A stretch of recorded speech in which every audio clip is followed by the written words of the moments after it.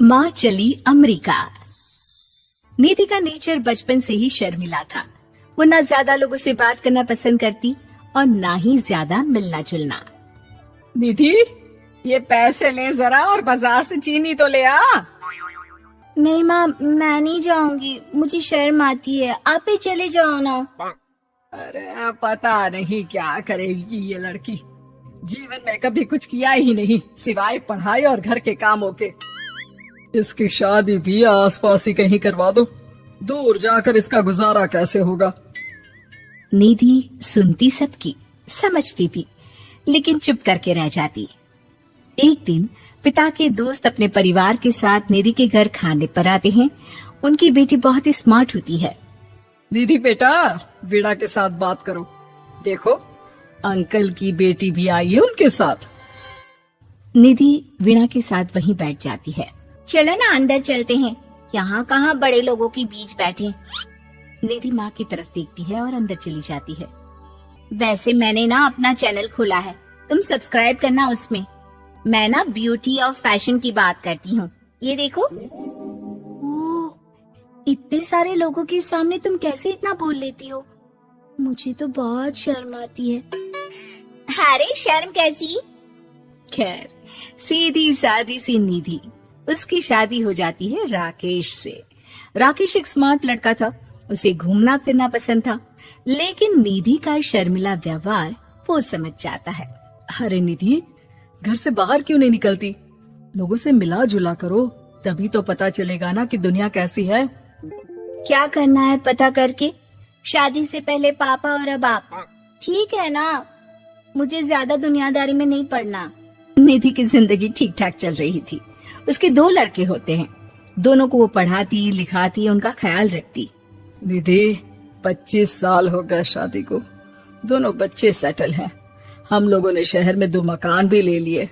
दोनों की शादी खुद का पता ही नहीं चला कैसे उड़ गया। हाँ, ये तो है। मैं खुश हूँ, जिम्मेदारियाँ आती रही, मैं निभाती रही, और क्या चाहिए। देखो, मैंने सोचा है कि अब हम लोग अमेरिका जाकर रहेंगे। यहाँ की जिंदगी तो जी ली, वैसे मुझे वहाँ बहुत अच्छी नौकरी मिल रही है। मैं कैसे चलूंगी? मुझे वहाँ का कुछ नहीं पता। आप तो जानते हैं ना कि मैं घर से बाहर ही कम निकलती हूँ। अरे तो क्या हुआ, वहाँ भी घर में ही रहना है ना, मैं हूँ ना, नौकरी करूँगा। निधि मान जाती है और पति के साथ अमेरिका चली जाती है। माँ, तुम्हारी बहू को बच्चा होने वाला है, तो क्या तुम 2 महीने के लिए यहाँ आ सकती हो? मुझे तुम्हारी बहुत जरूरत है, मैं टिकट भेज देता हूँ। हाँ हाँ, ये तो बहुत खुशी की बात है। मेरा भी मन सबसे मिलने का कर रहा था, पर क्या माँ पर? अब मैं आऊंगी कैसे? पापा से बात करती हूँ।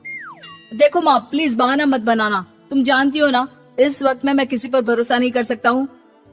निधि पति को सारी बात बताती है। क्या आप भी चलेंगे? निधि, आने जाने में बड़ा खर्च हो जाएगा, ऊपर से मुझे यहाँ छुट्टी नहीं मिलेगी। बहू पर वक्त ऐसा है कि तुमको तो जाना ही पड़ेगा।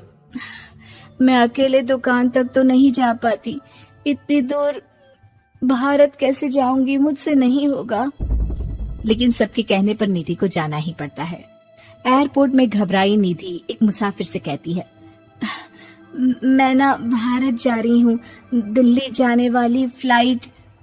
सब मिलकर निधि की मदद करते हैं और फाइनली निधि भारत पहुंच जाती है, जहां बेटा उन्हें घर ले आता है।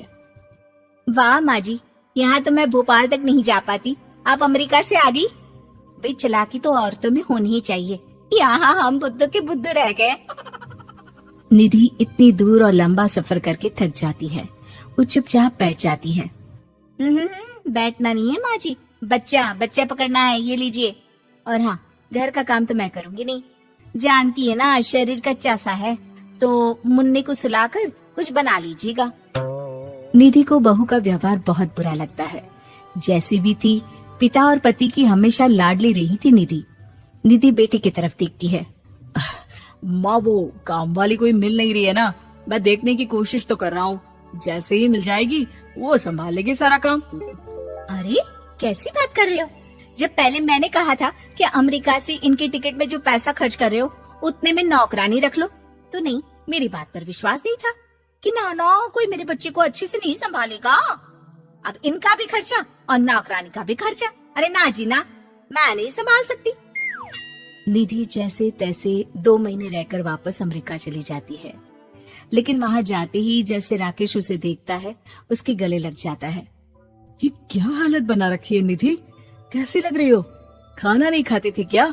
क्या हो गया? निधि पति से कुछ नहीं कहती, बस रोती ही चली जाती है। मैं नहीं चाहूंगी कभी भी भारत, आप मुझे हमेशा यहीं रखना अपने पास। राकेश बेटे को फोन करता है।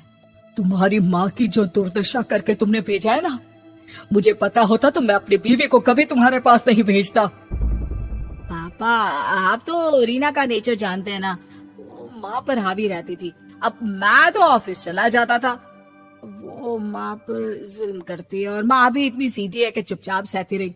मुझे माफ कर दीजिए पिताजी। खैर, राकेश कहता भी क्या, प्यार दुलार के साथ अपनी निधि को संभालने में लग जाता है। लेकिन कहते ना, वक्त हमेशा एक सा नहीं रहता। अमेरिका में ही राकेश की मृत्यु हो जाती है और निधि अकेली रह जाती है। बड़ा बेटा कहता है, माँ भारत चलो ना, हम लोग साथ रहेंगे।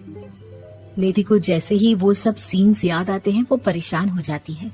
समझ में नहीं आता कि पति के बिना अब जीवन कैसे चलाएगी। मैंने सारा जीवन घर का काम किया, घर देखा और जिंदगी चलाई, लेकिन जिस घर में रही सबने प्यार दिया, मैं वहां नहीं जाना चाहती। तभी राकेश जिस कंपनी में काम करता था उसका मालिक निधि के घर आता है। वो भी भारतीय ही होता है। दीदी, राकेश ने आपके बारे में बताया था। जब से आप भारत से लौटी थी उसे आपकी बहुत चिंता रहती थी, इसलिए उसने मुझसे कहा था कि कभी अगर वो ना रहे तो मैं आपको ये पैसे दे दूं। और हाँ, हम लोगों की कंपनी में आपके लिए नौकरी भी है। निधि पति के पैसे देखकर मन में तसल्ली करती है और नौकरी के लिए हाँ कर देती है।